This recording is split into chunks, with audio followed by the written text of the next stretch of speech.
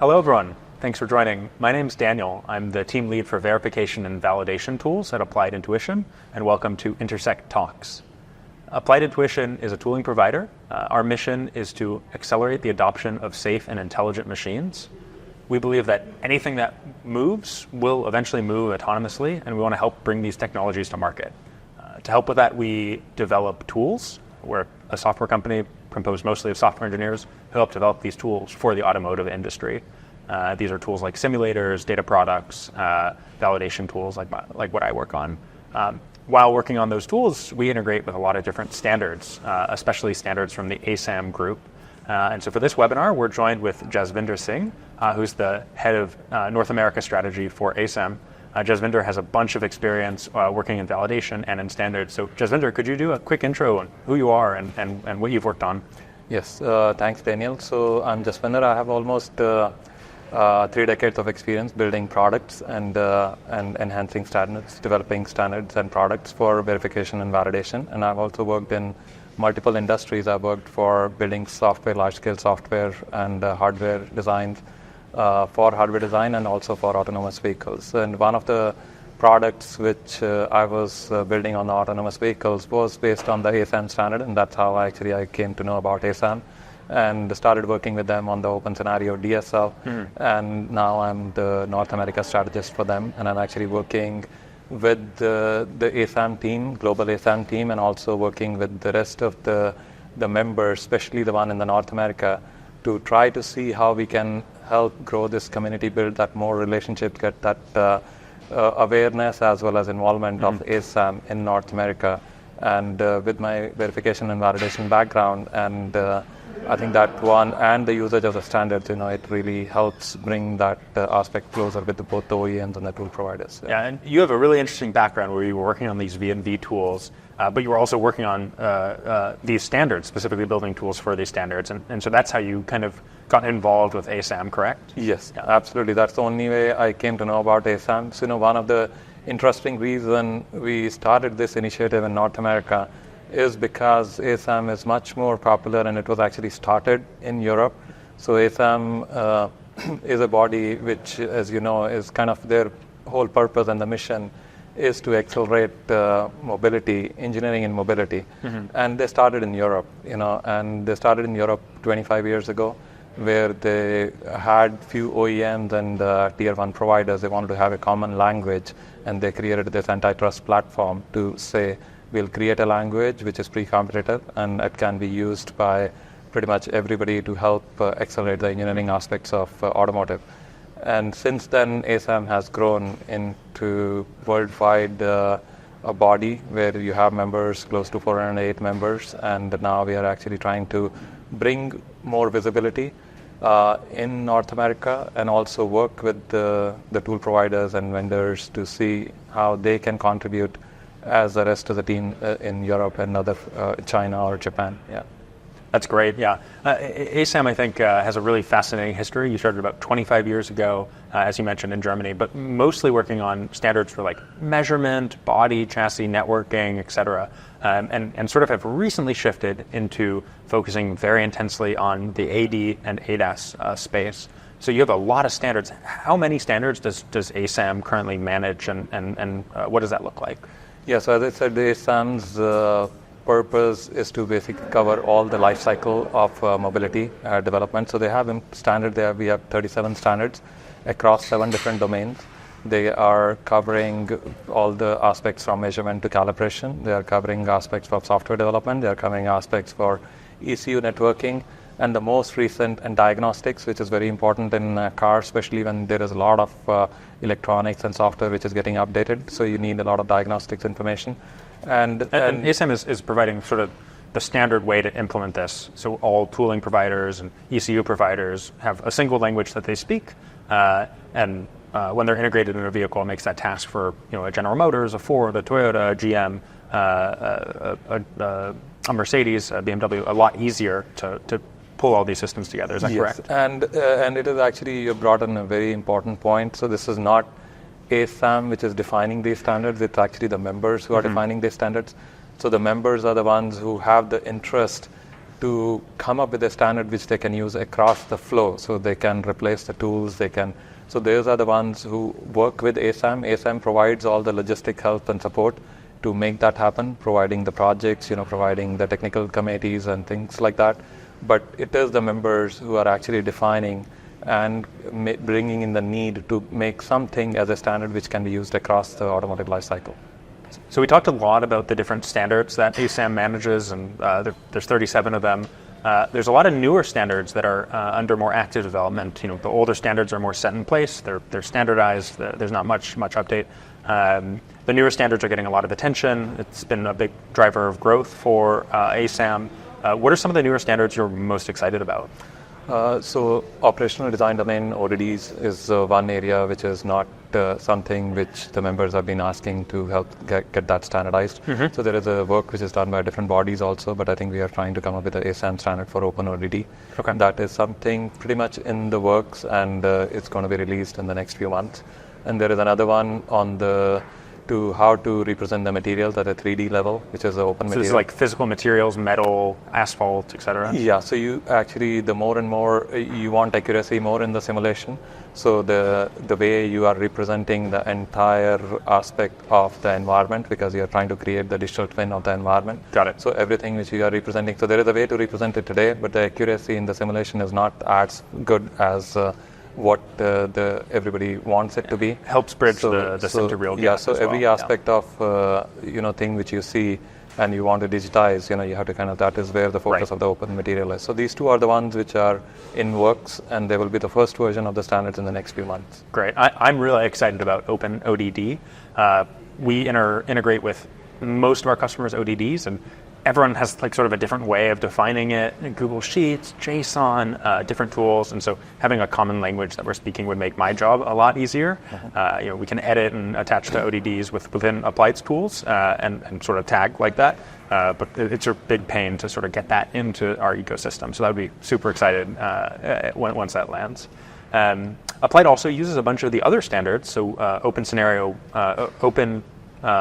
Interface, which describes how a simulator will talk to a stack and how to model that language, as well as OpenSCENARIO. We use those a lot, both OSC 1, which is the concrete version, XML, and OSC 2, the abstract version. So we really use these to accelerate our customers getting value out of the tools from day one. So they'll come to us, they'll have a big scenario library either from OSC 1 or OSC 2, and we'll be able to convert into our tool very quickly. So our customers don't have to have a long integration phase. And then with the Open Simulator interface, it's the same story. They'll maybe already have ways to talk to their AD or ADAS AV stack, and oftentimes it's with that standard OpenSCENARIO interface, and we have ways to model that in our tool. So we benefit a lot from that, and our customers benefit a lot from that.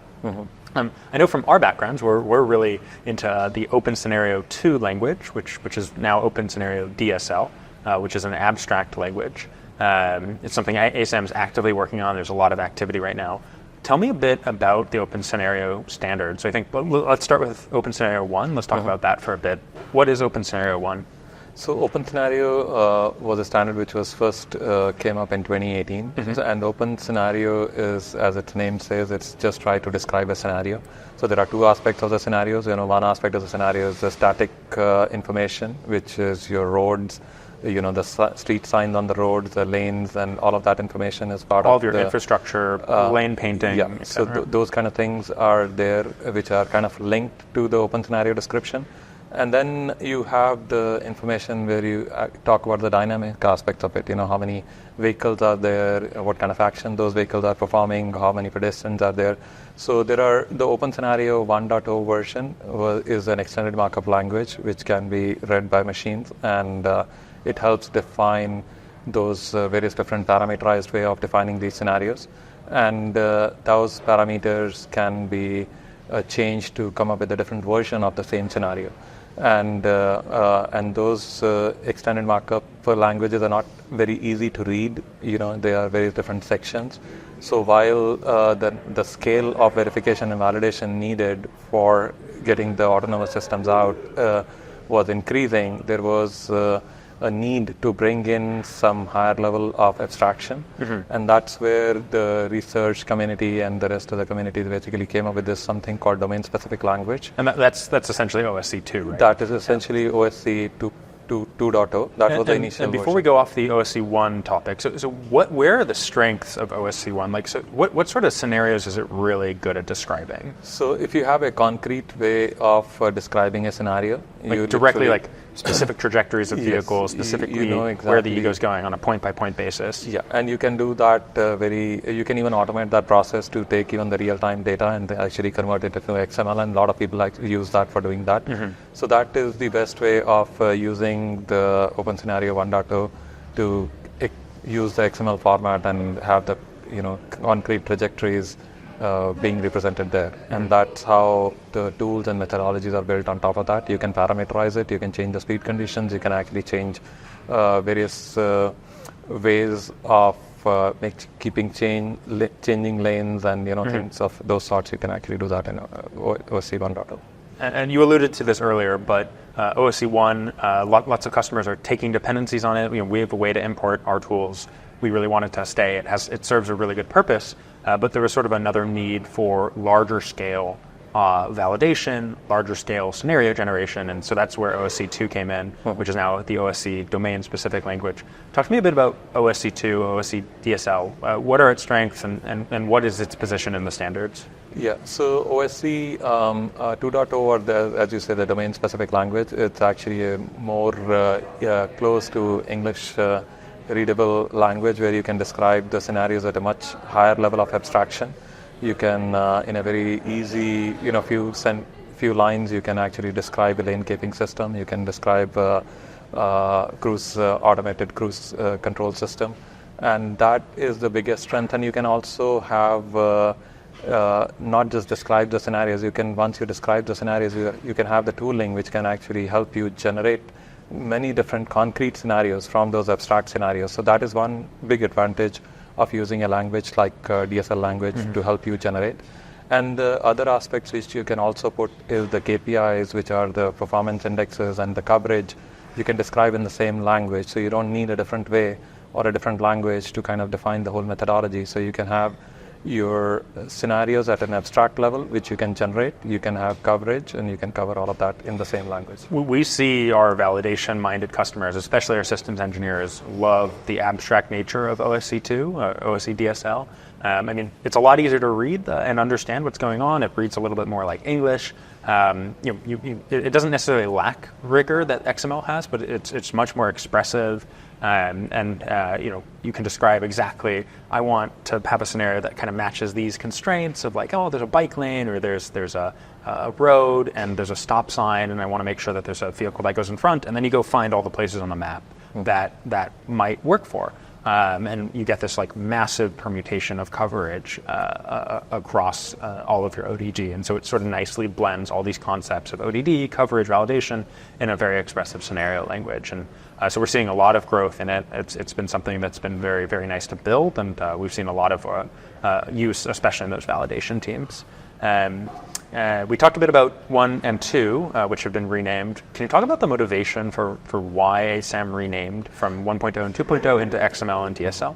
Yeah, so I think the numbering was becoming a little bit too confusing for people to see what is the difference between 1.0. Normally, when you have the numbering 1.0 to 2.0, you typically expect one to eventually be 2. If it is an extended markup language, you will expect some enhanced version of the extended markup language.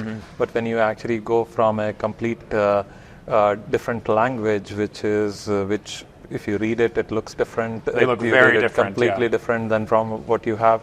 So that was one of the biggest motivation to kind of see that you don't bring that level of confusion first in just the naming aspect of it. The second reason was the adoption of OpenSCENARIO 1.0, which actually came in a few years before the OpenSCENARIO-DSL or 2.0 started even becoming a standard.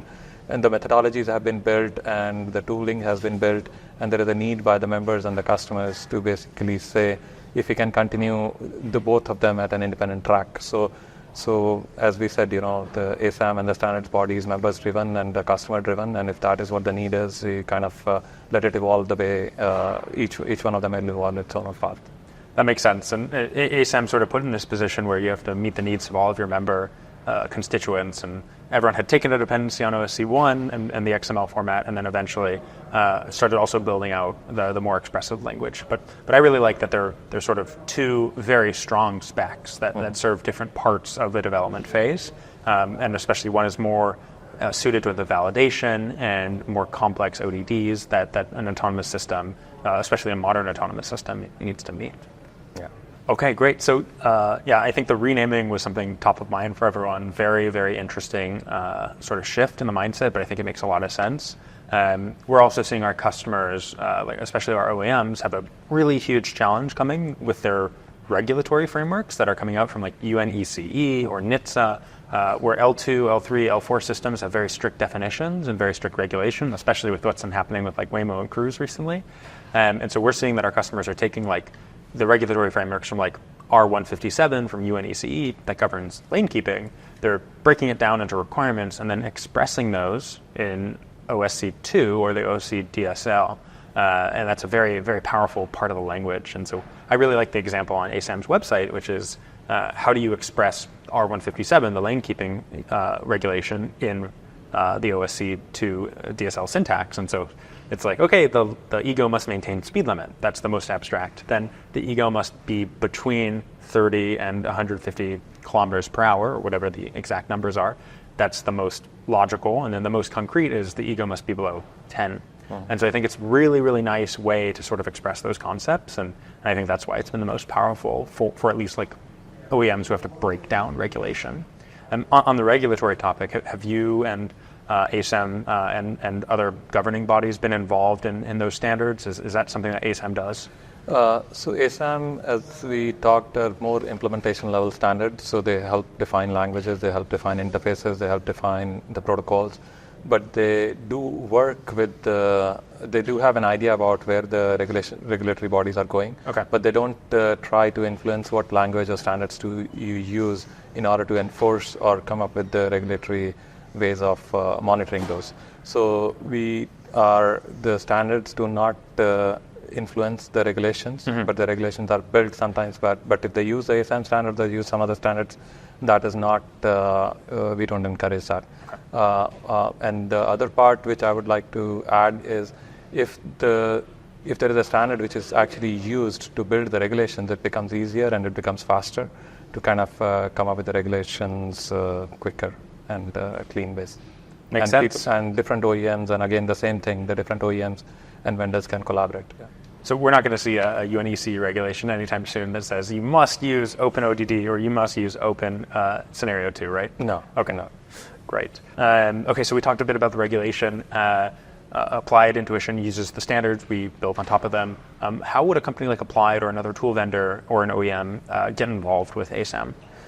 So ASAM is a member-driven body. So you can participate in ASAM without being a member or being a member. So you can actually use the standards, build products around those.